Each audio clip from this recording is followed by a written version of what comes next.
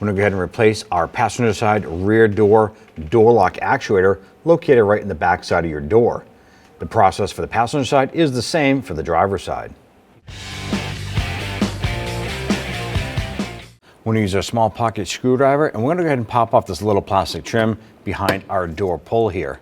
Just kind of go in there, gently pry outward, pop that cover out. We're going to use our plastic trim tool and pop off this little trim right here. Just going to go inside here and just pop that up, work that out. You're going to find a connector on the back side. Going to pinch the little tab, pinch and pull. We're going to use our Phillips head screwdriver, remove the screw right up top here.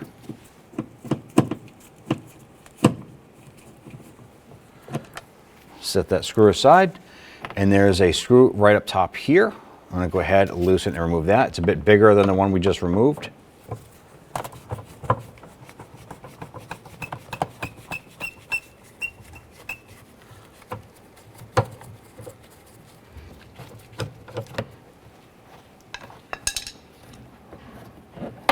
Go ahead and remove that screw, set it aside. Using our plastic trim tool, we want to go ahead and pop off our armrest here. Just going to go underneath and just gently pry this upward, work that off. That's going to expose another screw right here. Go ahead, use your Phillips head screwdriver, remove that screw.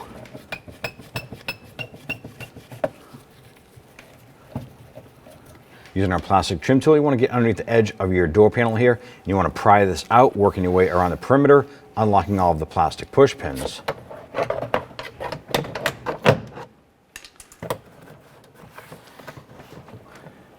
Now at this point here, we want to go ahead and lift up our door panel. On the back side of our panel is going to be a cable going to our handle here. I want to go ahead and disconnect that. I'm going to lift this up. I'm going to unlock the front side first, work this out. Here's our handle. It actually just popped out like so we can leave the cable attached if you want. And go ahead and set that door panel aside. Now we have our water shield here. I want to go ahead and grab the edge of it. I want to go ahead and peel this off. Now if yours is stuck on there pretty good, you can use a razor blade and just kind of chase the adhesive. Ours has been off before. A little bit easier for us to remove this here.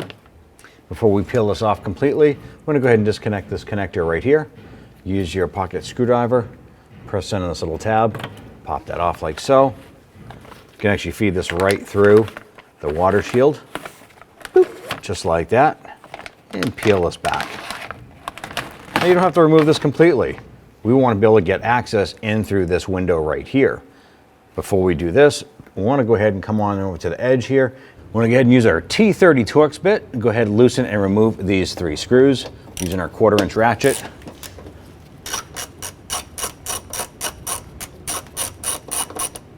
Go ahead and zip those right out.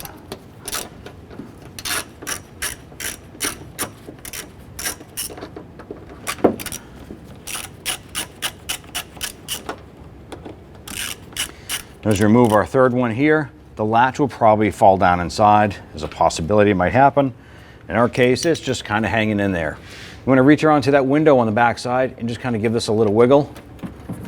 And you can see that that is coming out, and we're pulling out like so. On the side of our actuator, we have cables coming into it. We can use our pocket screwdriver. Just want to go in here and pop this open, pop open that little door right there. There's little tabs on here you can open up. We can do the same on the bottom right here. I'm just going to use our screwdriver here, pop that open like that. Now with both of these open, you're going to be able to go ahead and disconnect your cables. Simply pull out on the back side, disconnect that from the retainer, slide this over, and pop that cable and drum right out of the unit. On this side here, I'm going to pop this out of the holder. This side here has a ball on the end. There's your part. Now I'm going to go ahead and install our unit here. I'm going to take the ball end of the cable, set it in. You can give it a little push and that'll pop right into the little socket right there. Put the cable end in, snap that into place, fold this over, snap it in. Just gonna do the same on this one here. Put your drum end in, slide this over, click, snap, all done. Let's go ahead and snap that cover over. There we go. Let's go ahead and install this back into the door. Now when we install our unit into our door, there's a post right here on the back side. On the inside here, you're gonna find a unit that looks like a fork facing down. It needs to straddle over this arm right here. So as we put this in, we're gonna push it up. That fork is gonna slide over this rod. You wanna make sure that is attached. So let's go ahead and do that.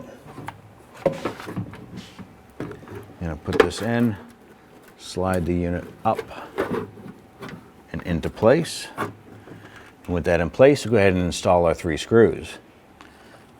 I'm going to go ahead and get these started by hand, and then we'll come back and snug those down.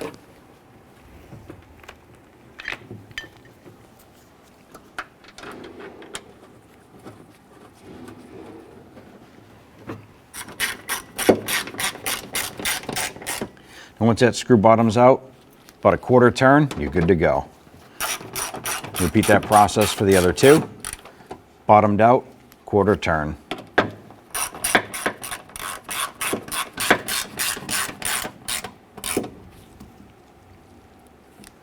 And once you have this anchored down, you can always look inside the window here. You can see that red fork. You can make sure that that rod, the actuator rod, is in between there. You can also just reach in there and feel that, and ours is locked into place. So our latch unit is ready to go.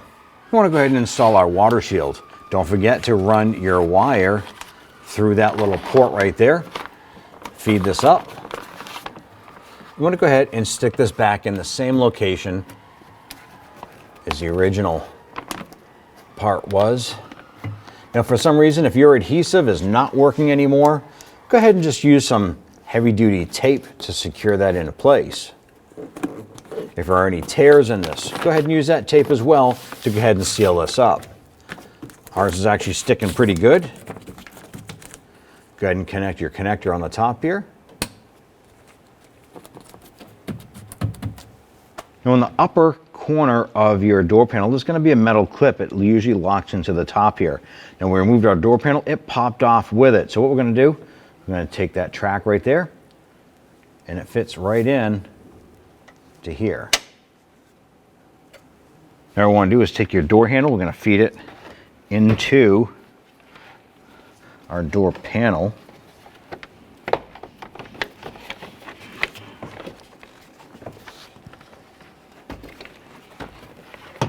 Door handle will snap in through the back side here.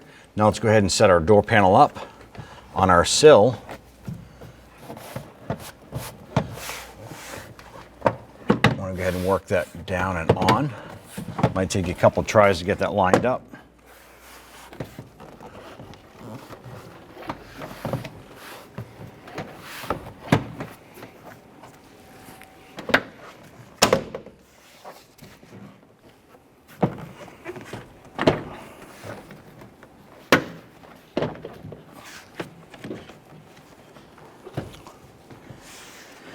Once we get that top of the door lined up there, you can come down here, make sure you have your, now that we have our door panel rested on the top, you can go ahead and press in around the perimeter, getting all the plastic door posts locked in. At this point, let's go ahead and put in our upper Phillips head screw in the top here.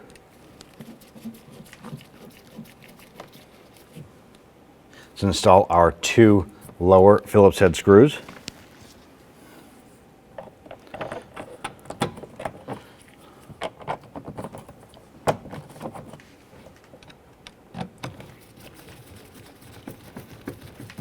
You want to make sure that these are good and tight. So once it bottoms out, make sure you get that little extra.